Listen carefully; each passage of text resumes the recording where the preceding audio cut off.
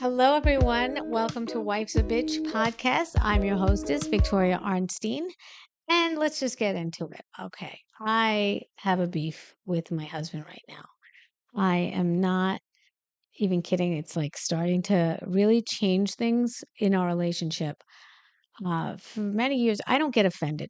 Personally, I just don't get offended. It just doesn't happen for me.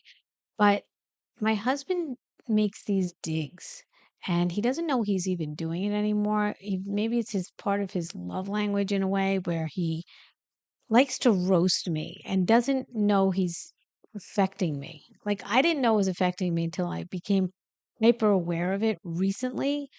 I'm like, why are you saying that about me? Like, why is that important to you to say that, I can't believe you don't know that or something like that, or just an insult, just a dig or an insult. And I just started getting very hyper aware of it. And I'm like, you can't do that anymore. He's like, what?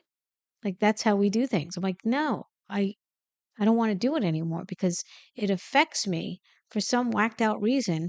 His voice gets into my head, and then I start telling myself horrible things.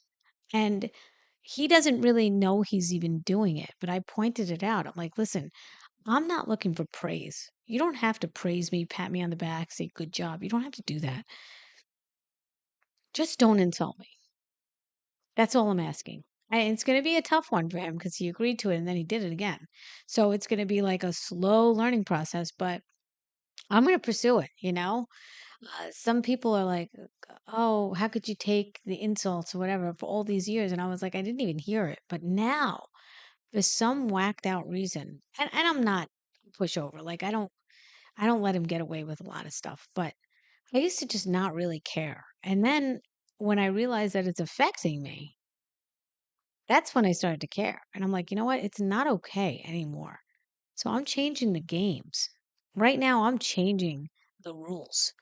And he's going to have to either comply or he's going to get somebody that's not really that interested. So, what I'm trying to do now is trying to get on that course where he follows my lead, where I'm driving. Now, I don't want to take over the whole relationship. It's not up to me. It takes two to tango in a relationship. So he could do the same for me. And he has. He's shown me what he wants and what he doesn't want. And I could either do it or I can get cranky husband. So it's up to me and it's up to him. It's a choice. And that's how things get stronger and that's how the relationship grows. Because sometimes you do change in a relationship. And this is after 27 years of being together.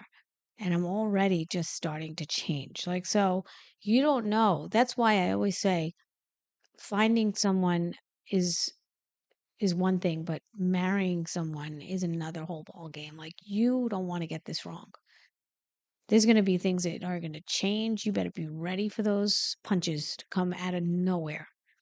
This is not a big change, but it's nevertheless another route that he has to take that he's not used to taking. He's got to change.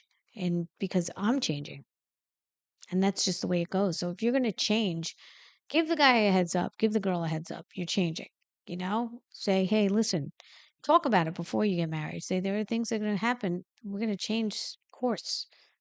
You better be ready to, adapt and go with me. Otherwise, it's not going to work. So you have to have a real strong love for each other for that to continue. But I'm not going to take the insults anymore. I'm just not going to take it. And I think he realizes it now because I've been doing this for a couple of weeks now. Instead of yelling or getting angry, I'm just going to tell him exactly how I feel. And the consequence is that I ignore him. And it's been working because he doesn't want to be ignored. He used to do that more to me, but now I'm doing it naturally. I'm naturally not interested in talking to him if he's not going to listen to what I have to say. And so, again, I don't need him to praise me and listen to all my problems, whatever. I have other friends for that. But, it would be nice, but it's not everything. But I'm definitely not going to get insulted anymore. And if I am, consequences will be made. Another thing is that he's been, teaming up with my kids and doing this in front of my kids. The insults in front of the kids are bad. And just teaming up with the kids and, having these two team up on me or three people team up on me against me. And it's not okay. It's not okay. So that's a big beef I have also. And I noticed that naturally kids tend to get jealous. It's not their fault. It's just a natural progression. Kids do get jealous of each parent. Like you're spending more time with your wife than with me, says my daughter about her dad. And things like that happen. And you're going to have to expect it, but you have to point it out. And I do point it out, maybe not in the best way. My delivery is not that great. I start getting really angry with my daughter for doing it. But two daughters actually do it. They do get jealous. And again, it's not their fault, but I do have to point it out. I'm not going to be okay with that.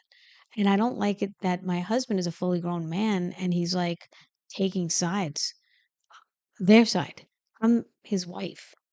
One thing I do remember that my father did that was brilliant, and he didn't even know he was doing it probably, but my brother was talking back to my mom, and my father said, "Don't talk to my wife like that." Do you have any idea what impact that had on me? That was so brilliantly executed where he never did it again. And I never would insult my mother in front of my father. He really cared about his wife, but that was also great for children to see that. Now you're united. That's a great thing. And, you could get angry with them in the moment, but, the lesson that I took away from that was, wow, that's powerful. He really loves his wife. And that wife is my mom. That's a great thing to do. So I really do feel like that the united front with two parents are a very, very powerful message to the kids. And in the long run, that'll help them, because they didn't get everything they wanted in that, you know, instant. They didn't get everything that they wanted from both parents. So that's where you have to say you're doing it by yourself. You're just navigating on your own. But two parents have to be united in front of kids. That is a very strong message for your kids later on. And that's why they'll have a lesson that they could teach their own kids. And that's how I see it. So I have these new shirts now. This one's Housewives Matter. And it's Wife's a Bitch podcast on the logo. And I walk around in Central Park and people just take pictures of it. I mean, it's a play on words, really, but it's honestly fun to say something like this because there are a lot of housewives out there doing some stuff that just don't get noticed. I joke about it in my stand up about how all these housewives are trying so hard. They're running around trying to please their husbands all the time. And yet, you know, why are they exhausting themselves when the husband's not leaving? Why get tired? Don't do everything right. Do everything right. He's not going to do anything. So you're going to have to keep doing all the stuff over and over again. Take a step back, girls, ladies. It's okay. You don't have to be great at everything. Okay. Once they know you're great at everything, guess who's going to have to keep doing all these things for them? Now, I joke about that, of course, but it all comes down to respect. I think that that's where I was getting lost because I wasn't working anymore as a working mother.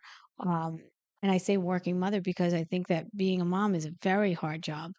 It's the hardest job I ever had and the hardest job I ever will have, despite what some comedians say. I know the well-known jokes. It is an ongoing job, but it gets easier as the kids get older. You don't have to do as much tedious work. You don't have to wake up early. You don't have to do any of that stuff. But as a mother, my job got easier and he's still going to work. So kind of resents the fact that I'm not working all the time. And now I have time for myself. It's kind of like an early retirement. And he doesn't have that. So he does get jealous. And so he does try to roast me and tries to ridicule me like I don't do anything. Well, honey, I did it. I paid my dues. I was there for the kids while he was traveling for business or for a race or whatever he was doing. And I did it all. I did it all by myself. And, that's just the price that you're going to pay. My job, my career is going to probably end earlier than yours. Maybe it's not. Maybe his career could end early too. But right now, he's the one who's working every single day, gets up and goes to an office. He does enjoy what he does, but it doesn't mean that I have to start going down with his ship, just because he's going to work every single day doesn't mean that I have to go to work every single day. Everybody chooses their own lifestyle. And yeah, could I get richer if I do go to work? Yeah, but do I need as much as I think I need? No. So you got to make those choices yourself. What works for you? For years, I didn't have money. I was, eating less. I was having beans instead of, whatever it was that was really expensive. So you make your choices. And everybody has to just do whatever works for them. If you want to be a career woman, by all means, be a career woman. But just know that something else is going to suffer in the interim. You're not going to be there all the time for your kids. Is it a good thing? It might be. Your kids might respect you more having a career and not being at their beck and call every 5 minutes. There's a lot to be said about that too. There's a lot of women out there that are struggling with their kids giving them respect because they're always around. In fact, today my youngest daughter asked me to do her a favor, pick something up from a store. She can't make it, whatever it is, make a doctor's appointment for her. I'm like, no, do this stuff yourself. Grow up. I did do one favor for her because she couldn't make something, and I'm happy to do that. But, at this point, after 18, start doing your own stuff. Like there's enabling, and then there's, once in a while, I'll do you a favor. But mothers shouldn't have to, succumb to all of their kids' needs at a certain age. I think it's time for them to just start to learn to do things on their own. And she does. She's very independent. She's gone to Europe by herself. She could do a lot by herself. But, relying on me and having her think I'm at her beck and call just because I'm not working doesn't go well with me. It doesn't jive with me. I did all that. I did all that for all my three kids. Now it's my turn. And it's okay to have my own turn. So if you are a mother that didn't go to work and don't have a career and you just find yourself doing whatever you want to do, don't feel guilty about that. I don't feel guilty about it at all.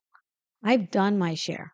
I've done my work. I've held those kids down for vaccines. I've held those kids down during a hard time while they're getting in the dentist chair or homework and endless amounts of studying and tests and everything else that they were stressed about came onto me.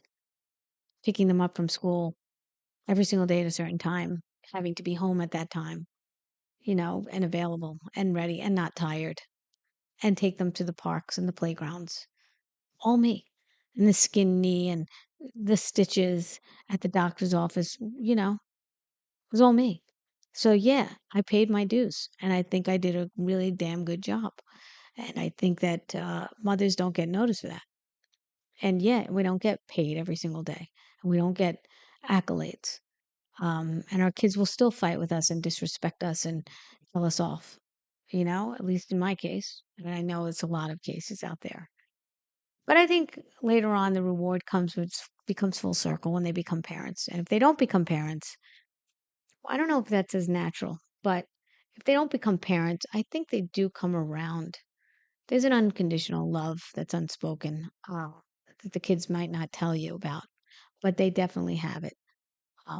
I've spoken to a therapist. He was number one with children. He was like, you wouldn't believe how many children were abused, really abused.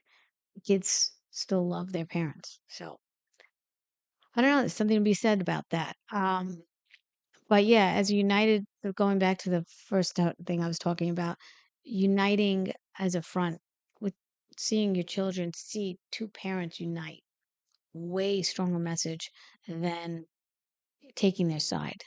Taking their side is like giving them a fish instead of teaching them how to fish.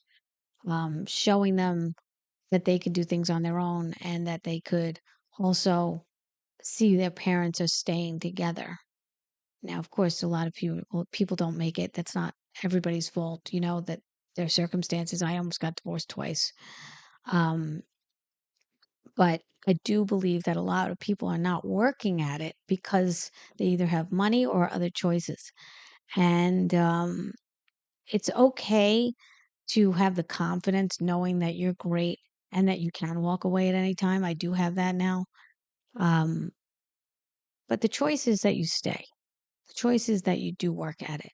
And by working at it, this is why I do this podcast, because there's a lot of people that are not working at it. They're surrendering. They're giving in to divorce very easily. They're not working at it. Think of the reason why you got together in the first place. Remember that spark. And this is where I will say love songs come in handy in novels, romance novels. I usually shy against it because I'm like, you know what? It's unrealistic. But when you're going through a breakup or a hard time, maybe you should have those little kind of fantasies where you can connect again. Because sometimes a love song will make you remember why you found the guy in the first place or the girl in the first place. And it might ignite a spark in you. Like I always say, when you are also going through a hard time with your partner or your spouse, you kind of talk to somebody or think about it really vividly about the first time you met or the first time you fell in love. And that is powerful. So if you connect also the person you're in strife with romance, with a song, maybe it's a favorite song that you guys have together, or maybe it's your own personal favorite song that you love and it makes you feel like a little bit more romantic and sappy. Maybe you can uncover the hard shell that you've been in and you can lighten up and you can soften up. And I think that that goes a long way. So in that case, I will say that love songs have helped me. I've been in fights with my husband and went for a walk and listened to a love song, or been in the car and listened to a love song and it came about and I was like, hmm, it softens you. It softens you. So, but when you're dating and you're hearing a love song and you're like, oh, I want that fantasy. I want that so badly. That's not realistic. So there's two sides to me thinking about that. A love song could be good or it could be bad. And the time that it's not good is when it's unrealistic. You know, I'll move mountains for you. Where's this guy? How come he's not moving mountains for me? It's your fourth date. That's why. Or you've been married for 10 years. Calm down. Um, but you have to start thinking about why you were with the person in the first place. So this whole podcast really is about relationships. And there are many kinds of relationships that are modern day, to traditional, to, whatever you beat to your own drum. Uh, Look, some people marry themselves. I don't know how, I don't know why, but whatever it is, there's different kinds of relationships. There's relationships with yourself, there's relationships with, people in business, there's relationships. I mean, this whole podcast is about all kinds of relationships. I personally am talking and drawing about the ones that I have, which are with my kids and with the dynamics of my kids and my husband, or just my husband and I. And I think that these messages might go far. I don't know if you're one of those people that are just playing victim to everything and you just lost. And maybe you need kind of a friend. I'm your friend in your corner. That's what I say in my book called Impress Yourself. I wrote a book called Impress Yourself. I have a sticker on it, but that wife's a bitch sticker. But Impress Yourself, really it's basically a cheerleader. I'm your, I'm like in your corner. I get it. So if you ever need any kind of advice, you could also DM me on my Instagram, Victoria Makes You Laugh with a YOU. And, maybe I can connect you and give you some advice. I do set up a table in Central Park sometimes, and I write free relationship advice. All you have to do is follow me on Instagram. Yeah, it's a pretty good trade, I'd say, because I've been through a lot and I can help you. I think I can help you. Maybe I can't. I don't know. But I do have guests on because sometimes they have things to say about their relationships, and I draw from that.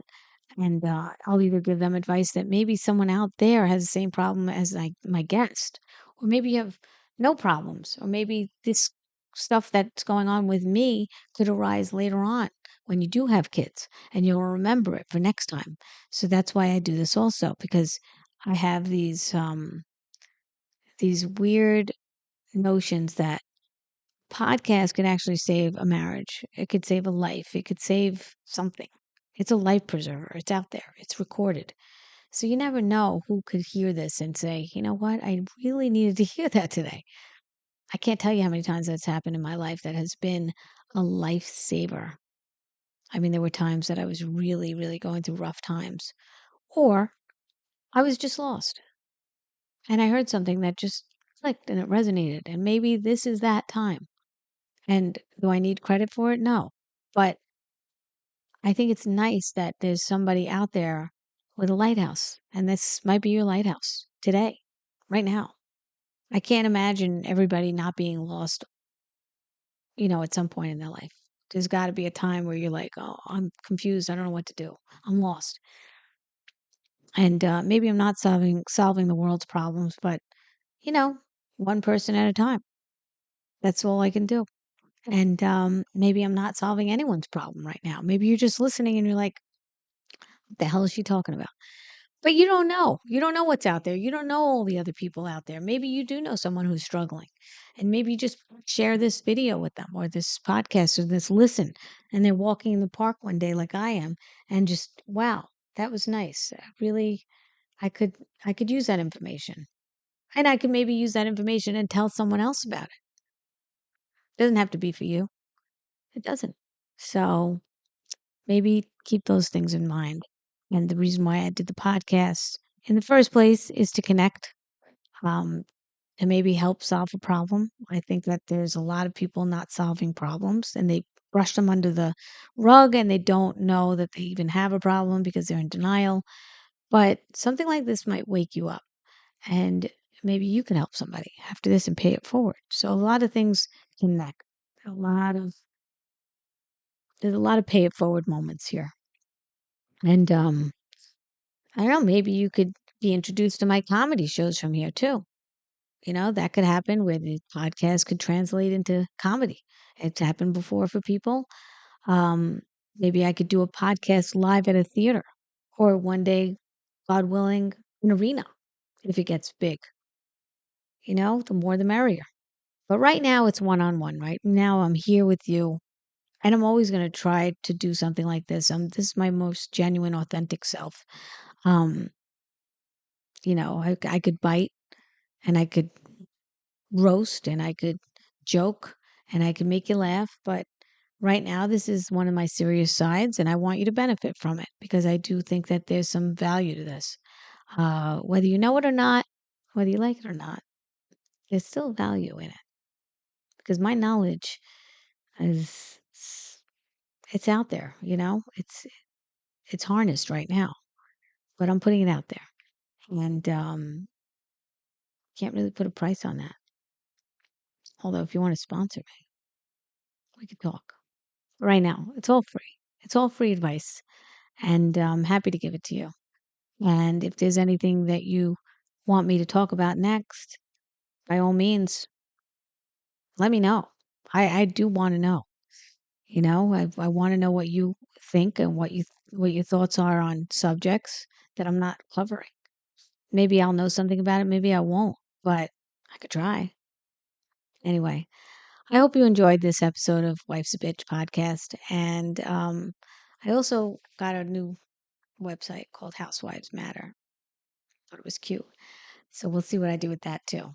Right now, I'm talking about relationships. And if there's something that you want to know, let me know. Thanks. Take care, everyone.